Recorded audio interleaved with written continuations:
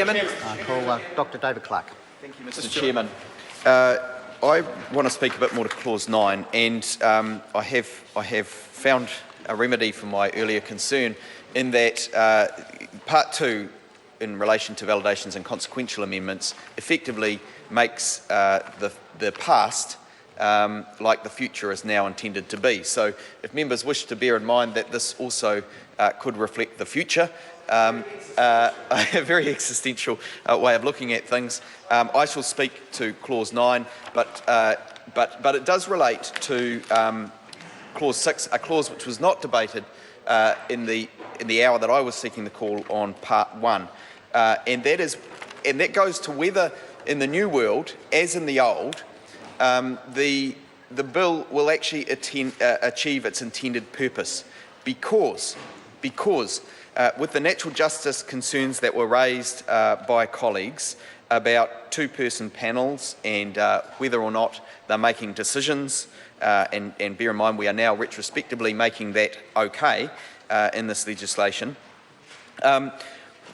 we've got to acknowledge whether or not there are substantive decisions being made, that the decisions that two people will make, or in this case will have made, will actually likely have a bearing on the outcome. For example, a decision to extend the hearing of evidence, a decision to allow extra questions and answers. When those transcripts are recorded from hearings, they become the basis of the report. So there are political calls made by those around the table. When there are very few people around the table, there are very few people directing traffic.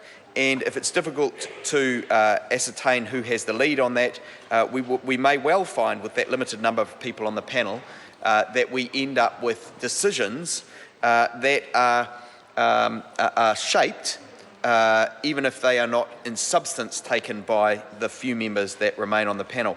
And that, I would suggest, Mr. Chair, may lead to a situation where there is more appeals to the High Court on questions of natural justice, which is something that was raised in passing, the issue of natural justice. And if that is true, if there are more concerns raised about natural justice and more appeals to the High Court, we can imagine that actually the opposite of streamlining will be achieved. The purpose of this bill is to streamline the process, but if it ends up in more court disputes, it will achieve the opposite for those people who are trying to achieve a better way of doing things in Auckland. So, for example, if there are only two people on a panel, and we're approving this retrospectively, as well as being the future world, if there are only two people on the panel and one of those people attends to a text message, does the person presenting to the committee have the ability to argue that their case was not heard by a quorum of the committee? I think we would all agree that if somebody took a phone call and went out of the room, that the quorum was no longer be achieved. But there are going to be points of dispute. When we get down to so few people hearing the evidence that is presented, there is potential for dispute and for litigious processes to tie up these hearings.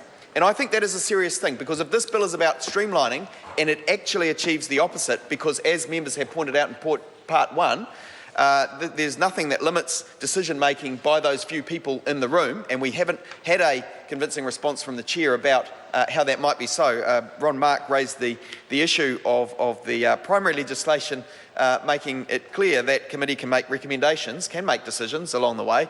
How can we satisfy ourselves that those decisions will not be made by fewer and fewer people and open to litigation because a quorum is so few? And I think that this is a serious thing. If it is as serious as I believe it is, and the Minister, I would hope, might be able to allay my fears, I would hope it has been quantified by officials. Officials will say the likelihood of litigation as a result of these lower number of people hearing the case, the chances of more appeals will be X, and that will increase the time taken to get resolution by Y. We can estimate the cost to those who are making submissions and the cost to the Council and presenting evidence in High Court, in appeals and so on, to be Z. it would have been quantified somewhere by officials. Surely the cost of the risks of increased litigation. Mr. Chairman. David Parker. Thank you for the call, Mr. Chairman. I want to address two things. The first one